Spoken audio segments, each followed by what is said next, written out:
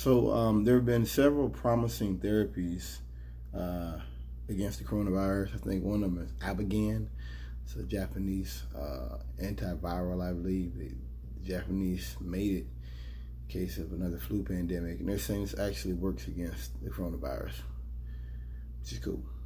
Of course, we have two different types, and it may mutate again.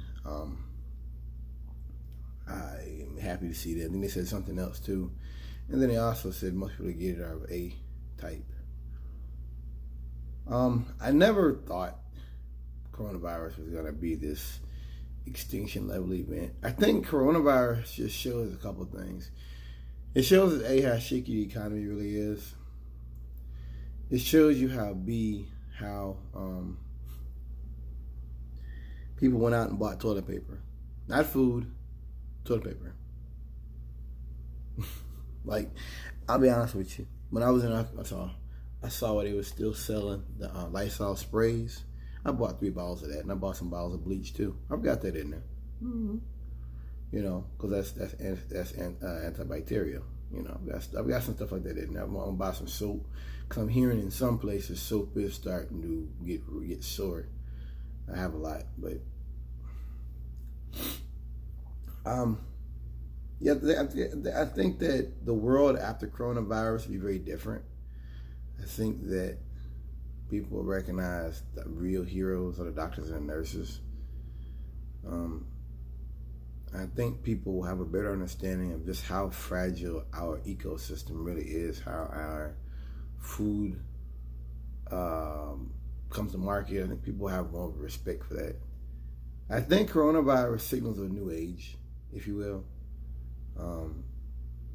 What I mean by that? Well, an age where pandemics can strike without warning. You know, governments like China that will cover stuff up when there's a warning. To me, this whole thing calls for greater global cohesion. Trump, you know, he's ringing the clarion call for nationalism, and I have to say, how does nationalism help with a global, worldwide pandemic? How does it help? It doesn't. How does nationalism help with these exigent issues that we all face as a global civilization? It doesn't. Nationalism is a bunch of rich white folk want to stay rich, keep everybody else out. Let's be real with it. Don't BS me. Don't BS the people. That's all it is. We want to stay rich so you can stay poor. Moving on. I'd like to think that this will get more people into thinking about survivalism. Let's talk about this for a second. I'm a socialist. I'm a survivalist. I'm a socialist, but I recognize the country I live in system is unsustainable.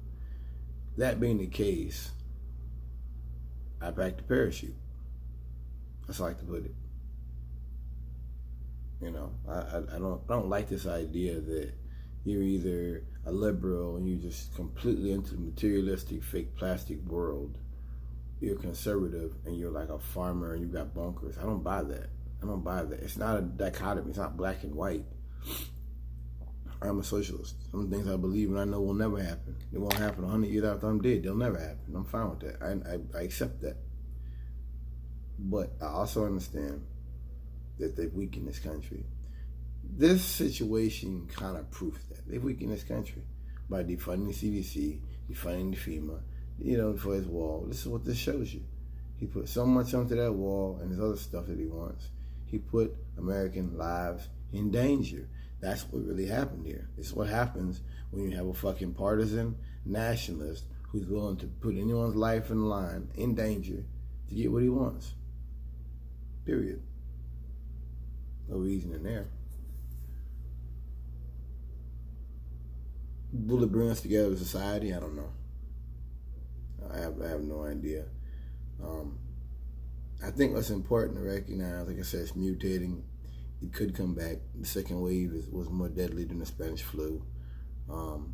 Hopefully, this thing is the real deal. What I'm hearing, this Avigan and this this really have for the malaria. Hopefully that works. I hope it does. I hope we can, I can put my mask back in the closet. For some reason, I don't think it's over with yet. I don't know why. I don't think it's over with yet. They're not testing people. I don't care what your cure is if you can't test people. I've said it before about Republicans maybe making it too expensive to buy stuff. See, this is the issues of a capitalist society. You know what I mean? You can't just be like, oh, we have a cure. Yes, but how will people know they're sick, and how will they get a hold of the treatments? See, when you're a kid, you don't get that. And you're a kid, you don't understand it. Things cost money, and you got to do this. People don't just give you. You don't understand. When you're a kid, you don't get it.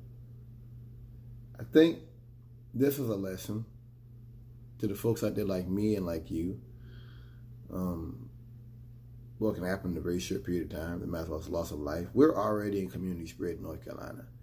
If they don't come up with a treatment soon, well, I'm already there. The reason why I haven't gone anywhere is somebody stole my fucking respirator. I got another one coming. I'm not going to any stores or nothing like that without it. I went into a BP in Salisbury to fuel my car, and somebody was in there coughing. Crackers don't cover their mouth, nothing. It's nasty. You rednecks are nasty people, man. They are scum. Scum of the earth. They're trash. It's a nasty, trashy, disrespectful, discourteous culture. Disgusting. But yeah, man, I'm not quite as positive as other people might be. Be sure.